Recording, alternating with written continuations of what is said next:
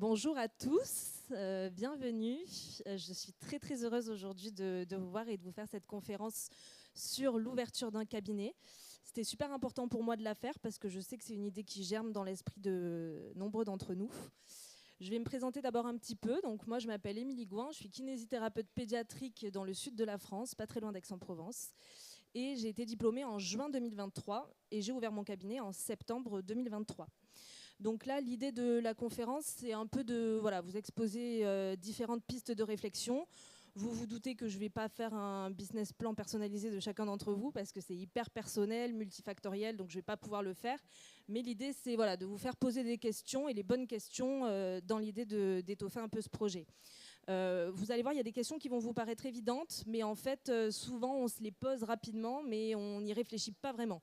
Donc c'est vraiment important d'y penser sérieusement. Alors, on va voir un petit peu différentes choses. D'abord, la création du cabinet, toute la sphère administrative, et Dieu sait que dans notre pays, elle est conséquente. On va voir le local adapté, comment on le choisit, toute la sphère du financement aussi qui est importante, quels acteurs en tout cas vont intervenir dans cette sphère-là. Tout ce qui est fourniture et prestataire, et on a la chance en plus au salon d'avoir beaucoup de représentants commerciaux des différentes marques d'appareils, de logiciels, etc. Donc en plus, vous allez pouvoir explorer ça aussi pendant le salon.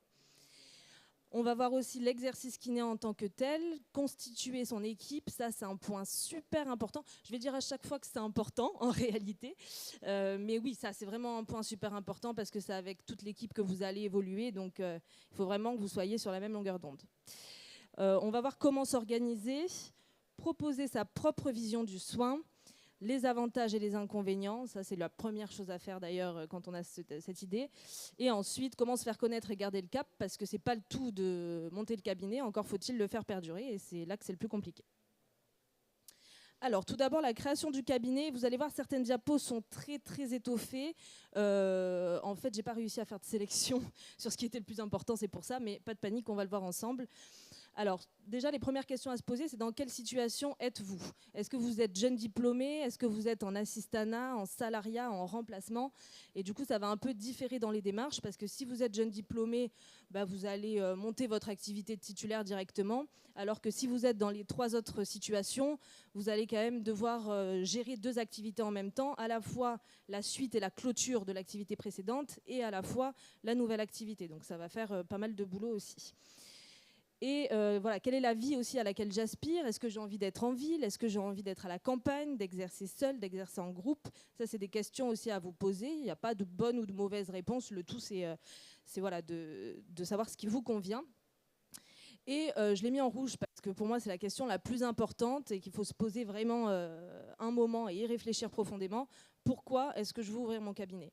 Ça, c'est propre à chacun et c'est hyper important de se poser la question. Si vous voulez l'ouvrir pour des raisons de statut social, je ne suis pas sûre que ce soit pérenne dans le temps, parce que bon, vous allez être content au début, mais après vous allez avoir une somme de problématiques qui va venir, donc il va falloir les gérer, et je ne suis pas sûre que ce soit suffisant.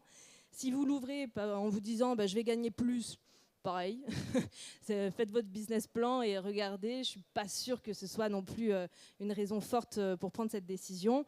Me concernant, si je peux me donner un exemple entre guillemets, mais après encore une fois c'est très perso, moi c'était parce que déjà j'ai eu l'opportunité et ensuite j'avais envie de créer un cabinet à mon image avec des consultations de patients qui me ressemblent, constituer mon équipe et voilà, donc ça c'était ma raison à moi et d'autres raisons également, après à vous de trouver celle qui vous correspond. Alors, les démarches administratives, c'est loin d'être exhaustif. J'ai essayé de faire une diapo assez générale. Alors, la première personne avec qui vous allez échanger, ça va être l'ordre. Donc ça, c'est les, on va dire, principaux acteurs, mais après, il y en a d'autres aussi. Et par la suite, les démarches vont s'enchaîner. L'administratif, c'est quelque chose de lourd. C'est quelque chose qui intervient en plus de notre métier. C'est un langage, un vocabulaire qui est complètement différent de notre métier. Ce que je vous conseille, c'est que si vous avez la possibilité et les moyens, faites-vous aider. Alors, il y a plusieurs possibilités. Soit vous prenez un comptable ou expert comptable. En général, si vous avez la possibilité de le faire, je vous le conseille, parce que vous avez votre activité de kiné, plus du coup la gestion du cabinet. Donc ça va vous être quand même d'une grande aide. Ou alors vous avez des solutions d'aide à la comptabilité, je ne vais pas citer le nom mais il y en a sur le salon, ou après vous vous lancez, vous, dans l'exploration de la compta. Bon courage, parce que c'est quand même un gros morceau.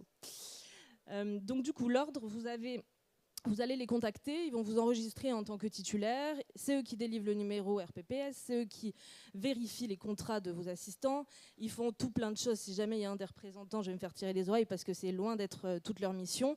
Ils ont aussi plein d'autres missions, j'ai juste mis les principales. Ensuite, vous avez l'assurance maladie, la CPAM. Vous allez avoir, en tout cas, moi je vous ai mis l'exemple de ce qui se passe aussi dans ma région sud. Vous allez avoir rendez-vous avec un conseiller. Il va vous délivrer le numéro ADELI. C'est eux aussi qui donnent les aides à la télétransmission de l'assurance maladie. Mais ça, même en tant que kiné, vous y avez droit sans forcément ouvrir votre cabinet. Et c'est eux qui vont définir le zonage.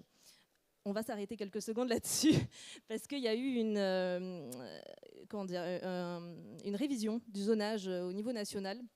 Nous, dans notre région sud, ça a beaucoup changé. Il y a beaucoup de zones qui sont passées en zones surdotées, donc plus de possibilités d'installation, ou en tout cas, installation très contraignante. Le site, je vous l'ai mis, c'est Reason Kiné. Donc là, vous pouvez voir en national votre région, dans quelle zone elle se situe. Et c'est très important d'aller le consulter et de voir par rapport à votre projet dans quelle zone vous vous situez. Donc ça va de la zone 1 à la zone 4, donc très sous-dotée à surdotée. Si vous êtes dans des zones très sous-dotées, vous avez possibilité d'avoir des aides. Donc des aides de différents organismes, de la CPAM, l'URSSAF, la Carpinco, notamment, peut-être des aides de la région aussi en fonction de là où vous vous situez.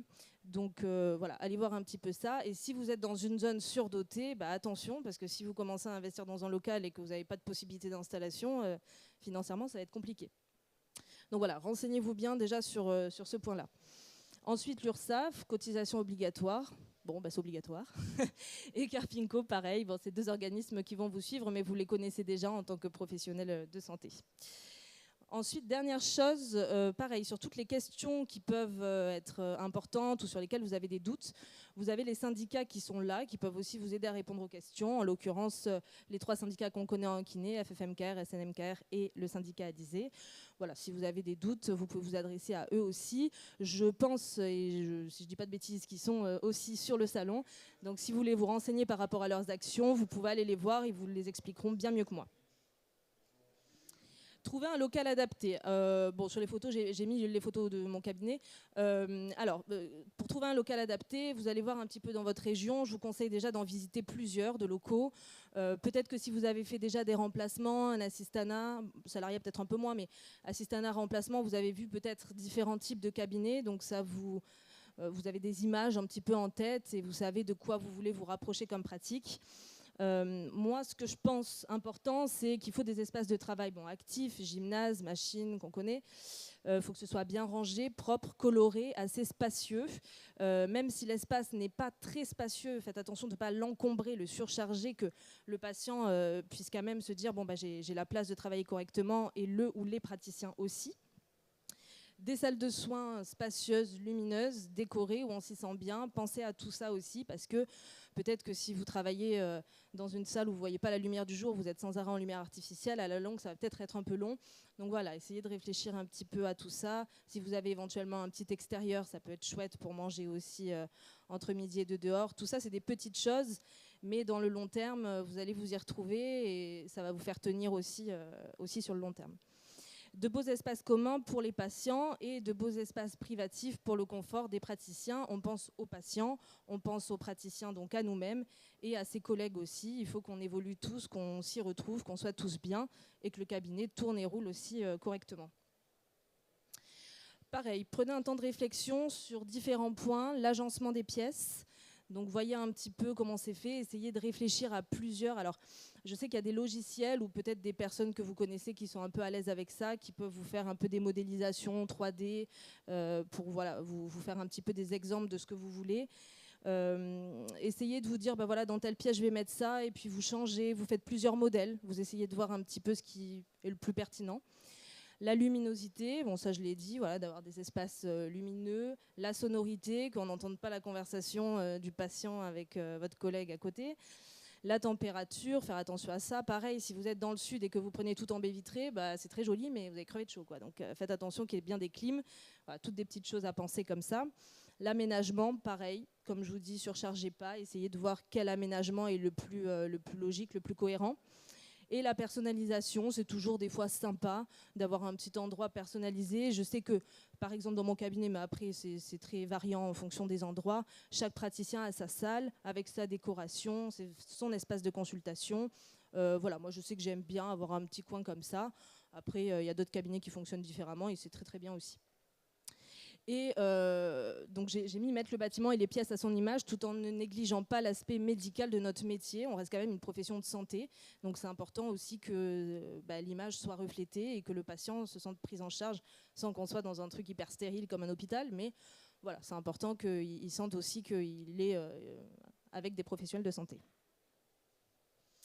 Le financement. Alors, au niveau des interlocuteurs, ça va dépendre un petit peu. Le banquier, donc si vous faites un prêt ou un achat, le notaire plutôt si achat, et le comptable, comme je vous disais, ça va être vraiment vos trois acteurs, enfin les trois personnes avec lesquelles vous allez le plus collaborer.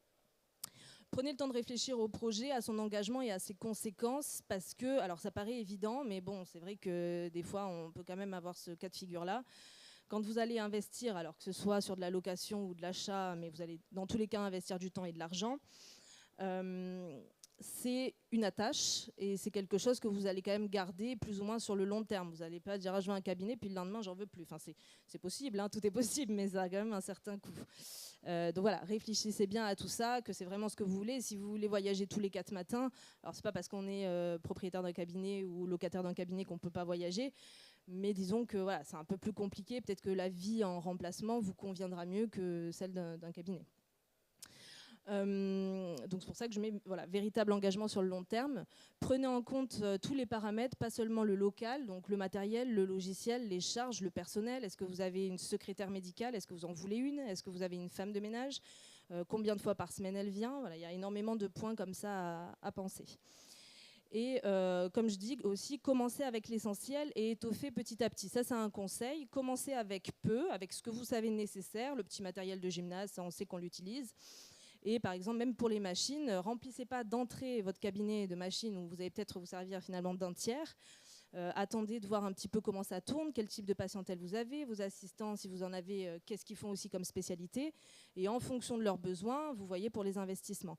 Comme ça, vous optimisez votre place et votre budget et vous allez sur quelque chose qui est fonctionnel.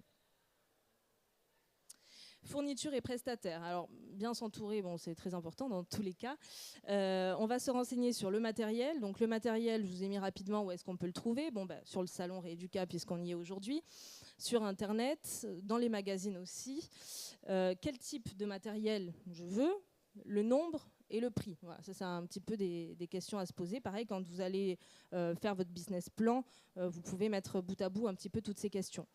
Le logiciel, donc le logiciel pareil, vous avez plein de prestataires de logiciels, donc vous allez prendre contact avec eux, les comparer, vous posez la question de quoi j'ai besoin, si vous en avez testé en Rempla ou en Assistana par le passé, avec lequel vous étiez le plus à l'aise.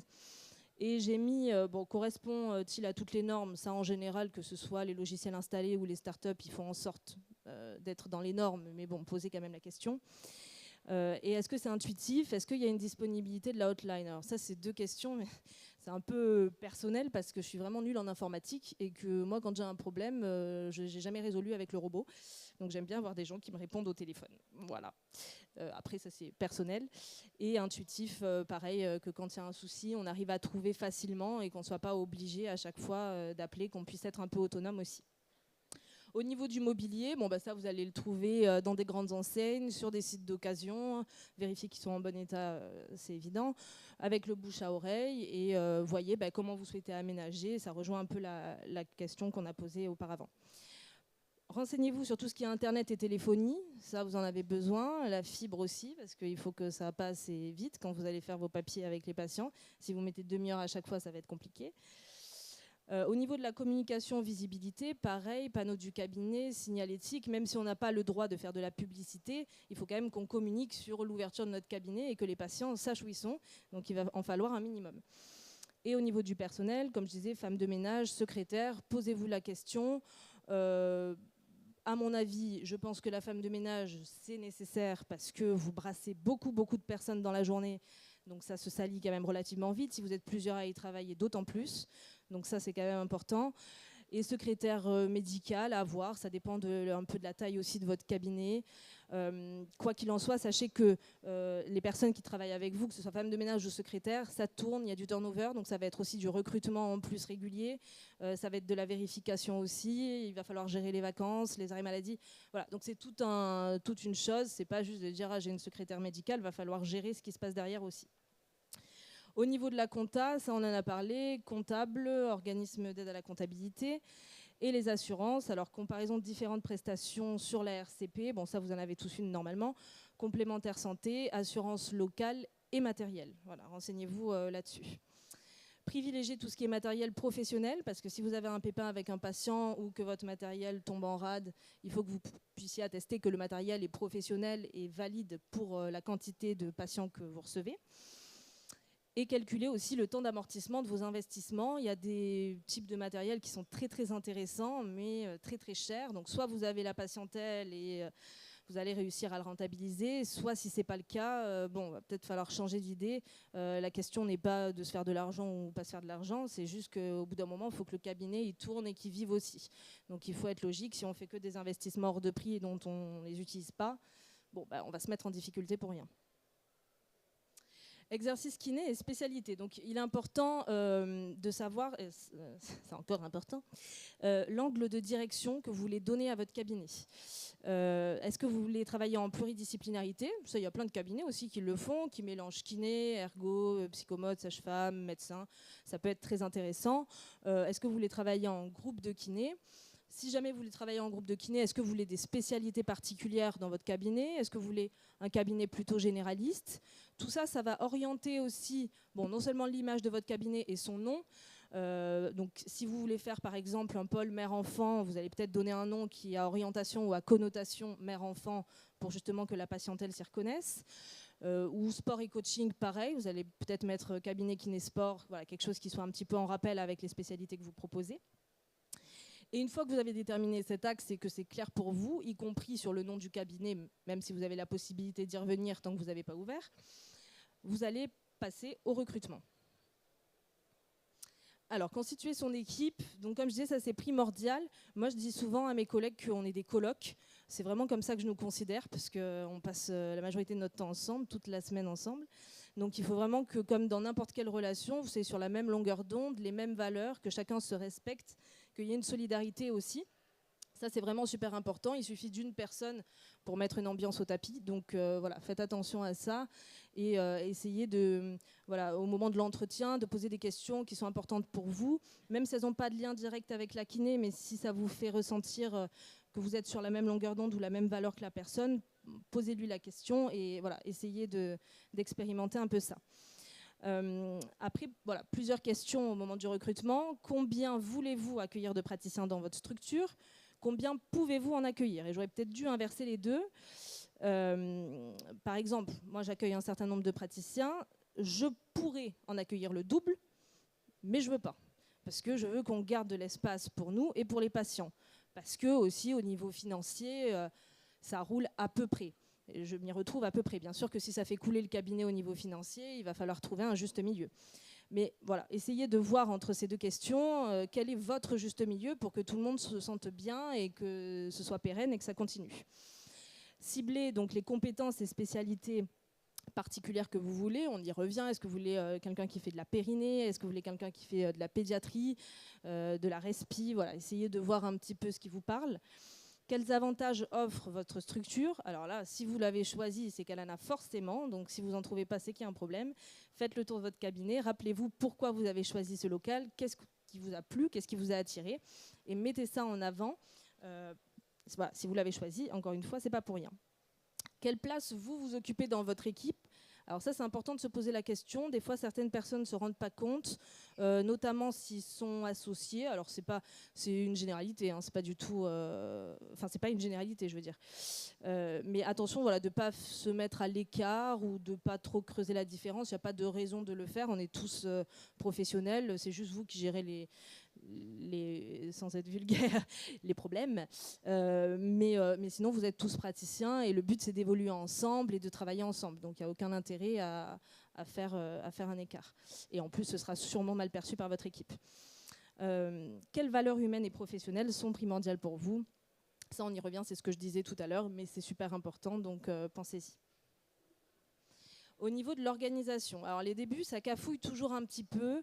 Là, pareil, tout dépend où vous êtes. Si vous êtes dans une zone très sous-dotée où il n'y a pas grand monde, bah, vous allez avoir peut-être votre agenda qui va être plein en une semaine. Si vous êtes dans une zone où il y a beaucoup de kinés qui sont présents, bon, bah, peut-être que ça va mettre un petit peu plus de temps à démarrer. Essayez de voir un petit peu, de faire un peu une cartographie des kinés de votre secteur, voir quelles spécialités ils font, quel type de cabinet c'est, voilà, comment vous pouvez vous positionner aussi là-dedans. Donc, pas de stress si ça met un petit peu de temps, si ça cafouille un petit peu, ça se fait progressivement, c'est normal.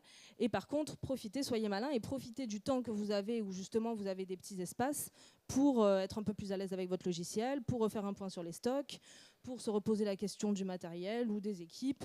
Voilà, tout temps peut être et doit être optimisé. Donc, un petit peu dans l'ordre d'organisation, vous mettez en place votre fiche Google Business et le site internet. Donc ça, c'est évidemment après les démarches administratives. Les démarches administratives sont prioritaires. Vous mettez en place la fiche Google Business et le site internet. Vous checkez que vous êtes identifiable et référencé en ligne, puisque vous pouvez être le meilleur kiné du monde. Si on ne peut pas vous trouver et si on ne peut pas prendre de rendez-vous, bah, ça va être compliqué. Mettez en place un agenda de prise de rendez-vous en ligne. Alors ça, c'est loin d'être une obligation. Il y a plusieurs kinés qui prennent plutôt par téléphone. Moi, je conseille quand même, quand vous lancez une activité, alors après, vous avez plein de possibilités. Vous avez un qui est particulièrement connu, mais voilà, vous avez plein de possibilités d'agenda en ligne. Je pense que c'est pas mal. Au début, moi, je voulais pas le prendre. Au final, je me suis dit, je vais le prendre juste quelques mois. Et puis, en fait, c'est tellement bien que je vais jamais enlever et que je m'y retrouve bien comme ça. Donc, voilà, pour le référencement et tout ça, c'est quand même chouette. Je conseille de tester. Ensuite, voilà, se familiariser avec ses premiers patients au logiciel de facturation, donc tout ce qui va être administratif récurrent. Tant que vous n'avez pas, si vous n'avez pas énormément de patients, prenez ce temps voilà, pour vous familiariser avec tout ça. Poster des annonces, organiser des rendez-vous pour commencer du coup à constituer votre équipe, donc équipe kiné et personnel, femme de ménage, secrétaire éventuellement. Se mettre à jour aussi sur les différents types d'exercices et premières pathologies rencontrées pour se donner confiance. Alors, pour les kinés qui ont l'habitude d'exercer sur des postes assistanat remplacement, ils n'en auront pas spécialement besoin.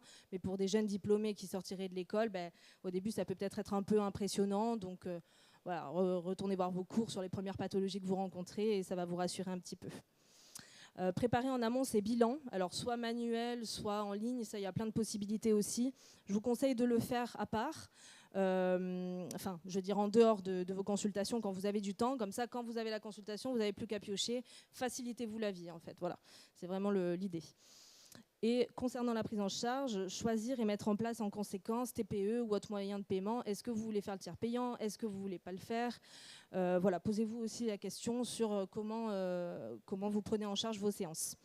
Et je pense à autre chose que je n'ai pas mis ici, tout ce qui est balnéothérapie, si vous l'envisagez, réfléchissez bien. Ça peut fonctionner sur des gros cabinets. En fonction de votre cabinet, je pense, et c'est mon avis, après il faut faire son business plan à soi, mais je pense que c'est plus un gouffre qu'autre chose. Et c'est quand même assez contraignant aussi sur toutes les vérifications.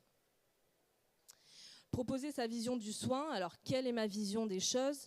Je veux axer ma structure, est-ce que sur le versant médical ou sportif? Bon, en réalité, on peut très bien l'axer sur les deux. Et au travers de cette question, ça reflète quelle image le patient va avoir de ma structure au premier regard. C'est pas Mario au premier regard, c'est quelle image le patient va avoir au premier regard. Donc voilà, pas de bonne réponse, simplement une question, encore une fois, à vous poser, à creuser, pour que ça soit le plus représentatif. Donc j'ai mis ma vision du soin se reflète dans la structure, c'est vrai, dans la tenue vestimentaire, dans mon comportement et dans mes connaissances, compétences. C'est vraiment dans tout ça que ça se reflète, donc il faut penser à étudier et à être à peu près carré sur tous ces points-là. Les avantages et inconvénients. Alors, bon, l'avantage, c'est qu'on a une structure à son image. Je commence par les avantages. On choisit son équipe avec qui on veut travailler. On choisit son mode d'exercice. Pareil, combien de temps vous voulez prendre les patients? Est-ce que vous dites, bon, la règle, c'est 1 par demi-heure, c'est 2 par demi-heure? Voilà, sélectionnez un peu, choisissez un petit peu dans quel secteur vous vous situez pour vous et pour vos collègues. Participer à l'offre de soins d'une commune, c'est toujours satisfaisant de se dire que, voilà, on participe aux soins des patients de la ville. et diversifier sa pratique aussi. Donc, parce que là, vous n'allez pas être seulement kiné, vous allez aussi être à quelque part chef d'entreprise. Donc du coup, vous allez avoir 2 casquettes et il va falloir être en capacité de gérer les 2. Les inconvénients, c'est qu'il y a énormément d'éléments à gérer. Une disponibilité permanente. Moi, je sais que quand je pars en congé ou en week-end, je n'éteins jamais mon téléphone. Je vais jamais dans 3 semaines et je me mets en mode avion. Jamais, jamais, jamais. Je suis toujours joignable, toujours disponible, même si je leur fais confiance à 100%. Mais je veux être informée s'il y a quoi que ce soit. Donc, j'ai toujours la tête au cabinet, même si je suis en congé. Donc c'est une charge mentale aussi parce que, pareil, renouvellement du stock, il faut y penser, puis tel patient à rappeler. Enfin, voilà, il y a quand même énormément d'éléments qui viennent un peu vous embourber la tête. Alors quand vous pouvez le faire de suite, on se l'enlève vite, ça va. Mais quand c'est des trucs où ça ne dépend pas que de nous, qu'on doit attendre, on doit s'en rappeler, voilà, c'est tout un tas de choses qui interviennent aussi. On est fixé à une localisation, ça c'est logique, on ne va pas changer d'endroit tous les 4 matins. Donc a priori, voilà, vous allez être assez fixe, bien que, comme je disais, vous pouvez partir en vacances. Pas faire ça tous les 4 matins non plus. Et il y a des améliorations et des travaux récurrents à faire. C'est chouette pour certains, c'est plus contraignant pour d'autres. Mais en tout cas, c'est à prévoir et à organiser aussi. Se faire connaître et garder le cap. Donc la création du cabinet, comme je disais, c'est que le début. Après, le tout, c'est de le faire perdurer et de faire en sorte que ça continue à faire son bout de chemin. Pour se faire connaître, participer à des réunions, contacter les médecins autour de chez vous. Alors ça, vous l'avez peut-être fait déjà en tant que professionnel. Faites connaissance avec vos confrères consoeurs, mettez-vous visible en ligne. Si vous avez une spécialité, encore une fois, faites-la savoir, allez voir les médecins spécialistes ou les différents professionnels de santé qui peuvent être en lien avec votre spécialité. Et encore une fois, c'est la qualité de vos soins, votre sérieux et le bouche à oreille de la structure qui va faire la notoriété, si je puis dire, en tout cas le fait que votre structure soit connue. Donc là, c'est très arbitraire. Je vous ai mis juste quelques images de cabinets pour montrer qu'il y a des cabinets qui sont un peu plus orientés sur du sport, d'autres un peu plus sur peut-être santé de la femme, voilà, d'autres un peu plus médicales. C'est vraiment très très arbitraire. Après, vous avez, je pense, des idées déjà en tête de différents types de cabinets. Alors, conseil lecture, celui-là, je le donne parce qu'il va creuser un petit peu toutes les questions qu'on a dit, notamment si vous voulez avoir des informations sur les aides. Vous pouvez le prendre en photo. Si vous voulez avoir des informations sur les aides en détail, alors il n'est pas récent, je ne sais plus l'année, il date de quelques années, donc peut-être qu'il faudra faire quelques mises à jour, mais en tout cas, le gros de où il va vraiment falloir aller chercher des informations, vous l'avez dans ce bouquin, il est très intéressant. Donc vraiment, vous pouvez... voilà, j'ai pas de sponsor avec, avec ces gens-là, mais voilà, vraiment, vous pouvez voir avec eux, avec ce bouquin, c'est très bien. Merci pour votre écoute. J'ai fini la phrase en disant que la santé de nos patients est notre priorité et n'oublions pas la nôtre. Ça, c'est vraiment important parce qu'on sait que c'est de plus en plus compliqué quand même en ce moment, toutes structures confondues, de manière générale et dans notre secteur de métier aussi. Donc, préservez-vous. Voilà. Faites attention à vous, même si c'est beaucoup et que c'est chouette. Essayez de vous accorder aussi des temps pour vous et d'organiser tout ça. Voilà, je vous remercie. On va peut-être passer aux questions. Je vais en prendre quelques-unes et après je serai dispo pour le reste.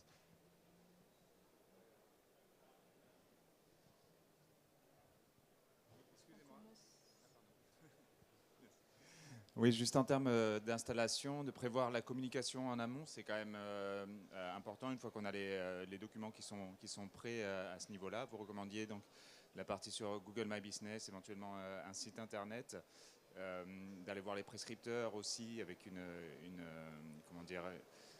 démarche qui est bien définie au sein de son cabinet. Vous aviez parlé des orientations de spécialité aussi, de spécificité, puisqu'il n'y a pas vraiment de spécialité pour les kinés. Est-ce que vous pouvez développer un petit peu plus sur cette partie-là, justement ? Par rapport à la communication avant l'ouverture, c'est ça ? Par rapport, oui, au fait de bien centrer son activité, de bien définir l'orientation de son activité pour avoir les bons interlocuteurs aussi derrière et transmettre les messages auprès des... Oui, pardon. Oui, je pense que c'est hyper important. Une fois que vous avez votre idée précise de la spécificité, et c'est vrai, on n'a pas de spécialité comme en médecine, plutôt des spécificités, mais quand on a une idée bien précise, par exemple, moi je donne mon exemple pour la pédiatrie, j'ai décidé d'avoir une activité exclusivement pédiatrique, ça après c'est mon choix, j'aurais pu faire un mixte, mais du coup je vais plutôt m'orienter vers des pédiatres, vers des psychomotes, vers des professionnels de la petite enfance, je vais me faire connaître un petit peu de toutes ces personnes-là. Après, ça, c'est moi en tant que professionnel. Maintenant, il y a l'importance du cabinet aussi. Donc ça, pareil, hein, je vais aller voir un peu les médecins aux alentours. Moi, je sais que j'aime bien voir les gens en présentiel. J'aime pas trop les mails. Enfin, c'est bien hein, quand on n'a pas le choix, mais sinon, c'est quand même mieux quand on voit les gens et qu'on leur parle.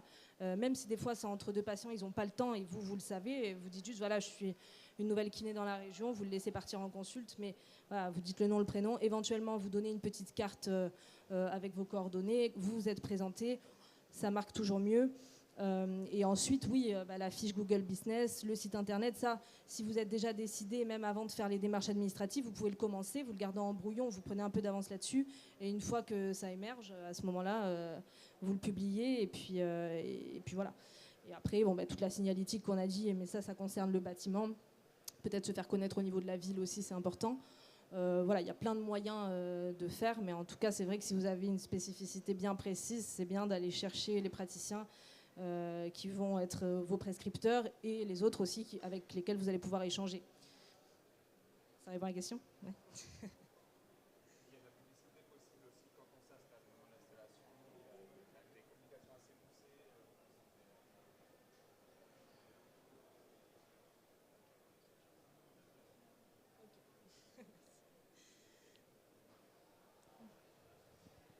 Bonjour, merci. Bonjour. J'avais une question parce qu'en fait, vous avez parlé des logiciels, on ne va pas les citer, mais on les connaît. Est-ce qu'on ne se fait pas enfermer dedans au bout d'un moment? Parce que vous avez dit que vous l'aviez gardé au final très bien. Mais par exemple, sur des zones surdotées comme ou très très bien dotées, où il y a 3 mois d'attente, est-ce que justement les gens ne sont pas plus frustrés de ne pas pouvoir prendre rendez-vous par ces plateformes, etc. et que ça ne fait pas un effet inverse? Je pense pas. Je pense pas que la plateforme, et j'entends beaucoup aussi dire oui, avec ce genre d'agenda, on a plus d'annulations. Les gens, s'ils veulent pas venir, ils viennent pas. Hein. Ils viennent pas, ils vous préviennent pas. Pareil, après, s'ils vont appeler le cabinet et que vous êtes dans le feu, vous pouvez pas répondre, ça va rester sans réponse, ça va les frustrer aussi. À la rigueur, je dirais même moins, parce que là, ils vont voir sur le logiciel que vous pouvez plus prendre de nouveaux patients, ils vont se dire, bon, ok, alors que s'ils insistent 25 fois au cabinet, parce qu'ils savent pas si vous êtes en soins ou si vous avez plus de place, je pense qu'à ce moment-là, ils auront moins de réponses, donc la frustration sera plus importante. Donc non, après, c'est nous, savoir comment on est à l'aise. Après, moi, je sais, par exemple, au cabinet, il y a différents moyens de me contacter. Il y a le logiciel d'agenda en ligne dont je ne citerai pas le nom. Il y a l'adresse mail du cabinet, il y a la boîte vocale du cabinet. Donc si une personne me dit je n'ai pas réussi à vous joindre, c'est que pas trop insister. Voilà, donc non, je pense pas.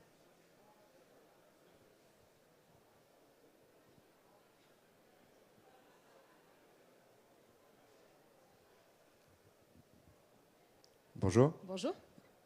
Comment est-ce que vous avez géré la légitimité en tant que très jeune diplômé pour ouvrir un cabinet et recruter des gens alors que ça faisait exactement 3 mois que vous étiez diplômé? Oui, alors, la légitimité, je ne me suis pas tellement posé la question. Non, en fait, mon âge, je m'en fous. En fait, moi, je pars du principe que n'importe quel âge, on peut tous apprendre des choses les uns les autres. C'est pas forcément parce qu'on a 50... Enfin, si, on a plus d'expérience, forcément, mais je pars du principe que, voilà, chacun fait son expérience, son bout de chemin, donc... je n'ai pas trop de trucs par rapport à ça. Et après, moi, c'était assez défini, justement, parce que toutes les questions qu'on a abordées aujourd'hui, je me les suis posées profondément. Donc, la ligne était assez claire. Donc, en fait, quand je faisais les entretiens, je sais exactement vers où je veux aller. Donc, du coup, la personne, soit ça correspond avec son modèle, et dans ces cas-là, elle me répond positivement, soit ça ne correspond pas, et dans ces cas-là, elle n'est pas intéressée, et c'est OK. Après, je ne me mets pas au-dessus dans le sens où voilà, j'interagis avec eux, c'est des professionnels comme moi, et encore une fois, je mets simplement à disposition les locaux et le matériel, et après tout le reste c'est moi qui le gère, mais la gestion de toutes les complications elle est plutôt dans l'ombre, hein, donc pour ça, bon.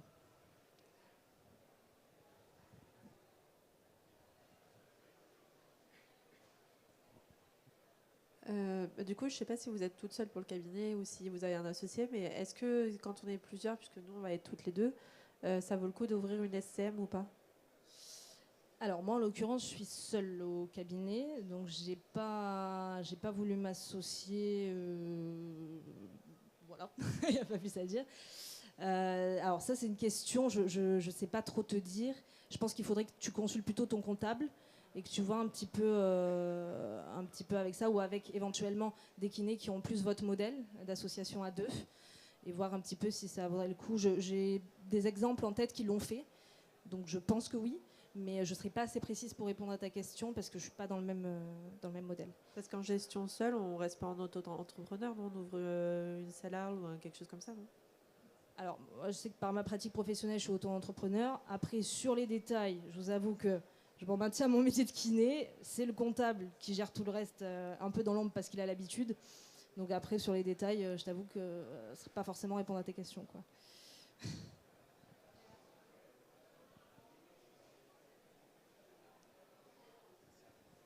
Bonjour. Bonjour. Justement, par rapport à l'association à plusieurs, j'aimerais un petit peu connaître votre avis parce que là, du coup, effectivement, on s'est plutôt calé sur votre expérience de se lancer seul. Et j'aimerais voir un petit peu, savoir un petit peu ce que vous en pensez, des avantages et des inconvénients de se lancer tout seul versus se lancer à plusieurs avec des associés. Oui. Alors, encore une fois, l'association, je ne l'ai pas faite. Alors, je ne peux pas vraiment poser les inconvénients à partir du moment où je ne l'ai pas vécu. Mais en tout cas, ça n'a pas été une piste de réflexion au moment de vous lancer ? Non. En fait, je réponds franchement. Non, en fait, pourquoi j'ai pas. Je savais d'entrée que je voulais pas m'associer. Alors, c'est pas une vérité que je dis, hein, c'est moi mon avis. J'ai eu autour de moi beaucoup de retours où ça s'était mal passé. Encore une fois, il y a beaucoup de retours où ça se passe très très bien aussi. Mais c'est vrai que c'est pas ceux qui me sont parvenus à moi. Donc, ça m'a pas donné envie d'aller vers ce modèle-là. Et moi, j'avais établi déjà la ligne sans ce modèle. Donc, du coup, je suis plutôt passée à être titulaire seule. Après, je pense que je connais des cabinets où même ils sont beaucoup d'associés, ça se passe bien. Je pense que quand on s'associe, il faut vraiment poser une organisation entre les deux, que chacun ait bien son rôle et que l'un ne se marche pas sur l'autre, parce que si tous les deux ont les mêmes missions, ça peut créer, je pense, des frictions. Donc je pense que voilà, si on s'associe, il faut choisir la bonne personne, qui a encore plus, je dirais, sur les mêmes valeurs et la même longueur d'onde que nos assistants. C'est vraiment, pour moi, il ne faut vraiment pas se tromper quoi, au niveau de l'association. Et j'ai un ami confrère qui m'a dit, et c'est un peu là-dessus que je suis restée, il m'a dit l'association c'est pire que le couple, on ne peut pas se réconcilier sur l'oreiller. Bon. Donc du coup, voilà, je ne suis pas partie sur ce modèle. Mais voilà, je pense que si on s'associe, il faut vraiment, vraiment bien réfléchir à la personne et à toute l'organisation qu'il y a derrière aussi. Là, ça va être un duo intime, quoi. Donc, Merci.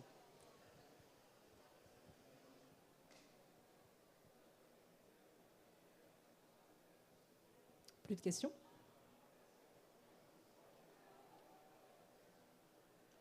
Bon, ça m'a l'air plutôt... Oui.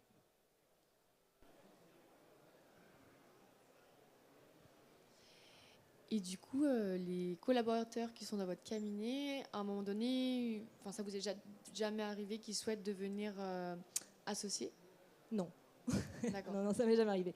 Mais après, si ça, de toute façon, ça c'est quelque chose. Si ça fait partie, en tout cas, d'une des intentions des assistants, en général, ils vous en parlent avant d'arriver. Ils disent, est-ce que vous pensez qu'il y aura une possibilité d'association ? Je réponds non. Bon, voilà. Donc après, soit il se dit bon, c'est pas une de mes priorités, ou à ce moment-là, je changerai de cabinet et il vient avec moi. Soit c'est une priorité pour lui, il vient pas avec moi. Après, chacun fait ce qu'il veut. Hein. Le tout, c'est d'être averti d'entrée, quoi. C'est surtout ça. Voilà. Je pense qu'on va clôturer ici. Si jamais vous avez d'autres questions, je suis full dispo. Après, je vais me balader. Chopez-moi par le col et posez-moi des questions. Et voilà, en tout cas, merci beaucoup à tous d'avoir été présents et d'avoir écouté cette conférence et passez un bon salon.